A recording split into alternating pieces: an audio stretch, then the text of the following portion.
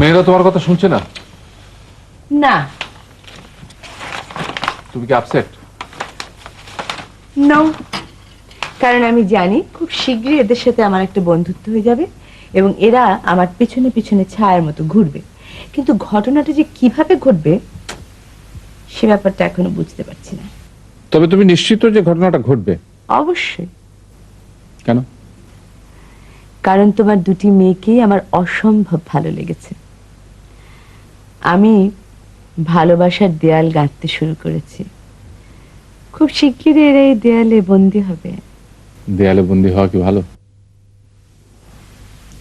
ইটের দেয়ালে বন্দী হওয়া ভালো না, কিন্তু ভালোবাসার দেয়াল, মানুষের তো জন্মই হয়েছে ভালোবাসার দেয়ালে বন্দী হবার জন্য।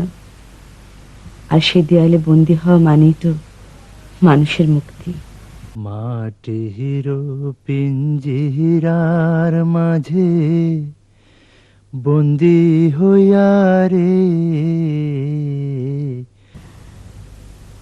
আবার হাসান রাজা। ওই দেখো, উনি আমার দিকে তাকিয়ে হাসছেন। আচ্ছা, তোমার এই হাসান রাজা প্রীতির কারণটা কি? কোনো কারণ নেই। মিস্টিক গান শুনতে ভালো লাগে, গাইতে ভালো লাগে। আমার ধারণা তোমার স্ত্রী ছিলেন সুনামগঞ্জের মেয়ে, উনি হাসান রাজার গান গাইতেন। যখনই তোমার ওনার কথা মনে হয়, মন খারাপ হয়, তুমি হাসান রাজার গান করো।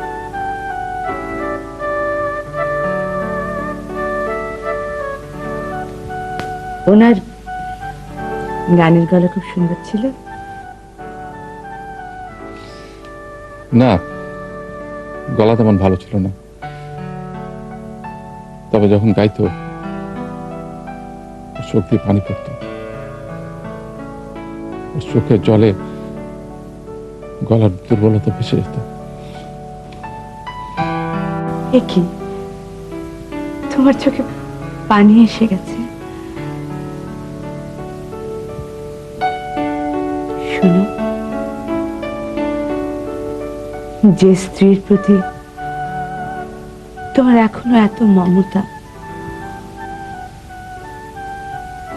সেখানে আমি আসবো, এটা কি ঠিক?